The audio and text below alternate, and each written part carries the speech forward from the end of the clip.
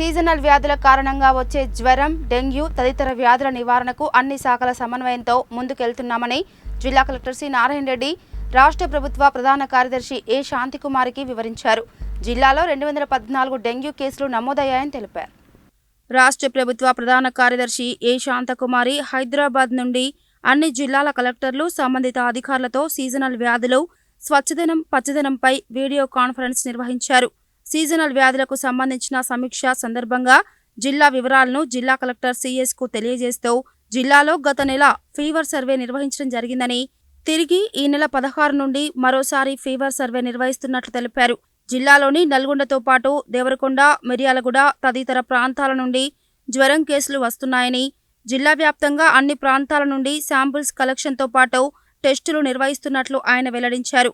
ఇప్పటి వరకు జిల్లాలో 214 డెంగ్యూ కేసులు నమోదయ్యాయని, జిల్లా కేంద్రంలోని ప్రభుత్వ ప్రధాన ఆసుపత్రిని సందర్శించడం జరిగిందని, ఆసుపత్రిలో మొత్తం 604 ఓపీ కేసులకు గాను 90 ఫీవర్ కేసులు వచ్చినట్లు గుర్తించడం జరిగిందని వెల్లడించారు. నల్గొండ మున్సిపాలిటీతో పాటు తిప్పర్తి, కనగల్, దామరచర్ల నుండి కేసులు వస్తున్నాయని, ముఖ్యంగా దామరచర్ల ప్రాంతంలో జ్వర కేసుల నియంత్రణకు గతంలో ఒకసారి ప్రత్యేక వైద్య శిబిరం ఏర్పాటు చేశామని, ఇప్పుడు సైతం మరోసారి ప్రత్యేక వైద్య శిబిరాన్ని ఏర్పాటు చేయనున్నట్లు తెలిపారు.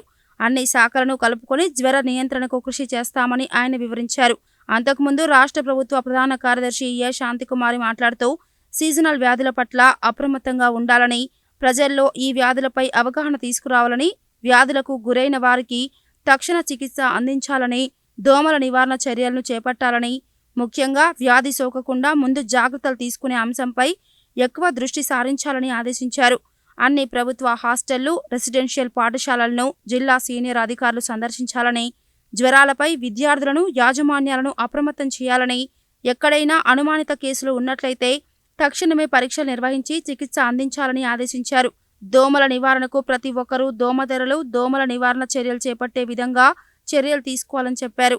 ప్రజల ఆరోగ్య సంరక్షణకు సంబంధించిన అంశంపై జిల్లా కలెక్టర్లు కూలంకషంగా సమీక్షించాలని, అదేవిధంగా రెసిడెన్షియల్ పాఠశాలలు, హాస్టళ్లలోని విద్యార్థులకు ఇచ్చే భోజనం, పారిశుద్ధ్యంపై ప్రత్యేక దృష్టి సారించాల్సిందిగా ఆదేశించారు.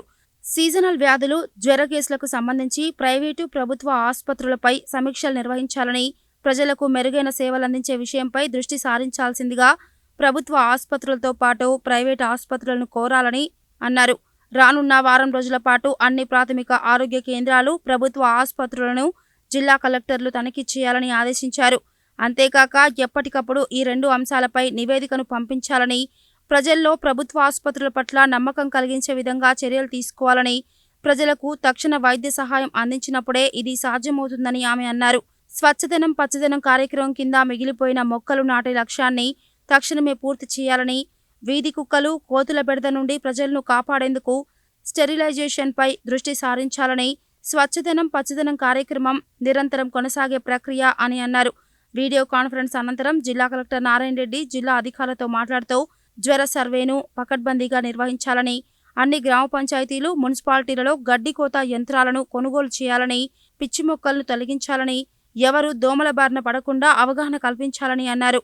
అదేవిధంగా స్వచ్ఛదనం, పచ్చదనం కార్యక్రమం కింద మిగిలిపోయిన మొక్కలు నాటే కార్యక్రమాన్ని వారంలో పూర్తి చేయాల్సిందిగా ఆయన ఆదేశించారు.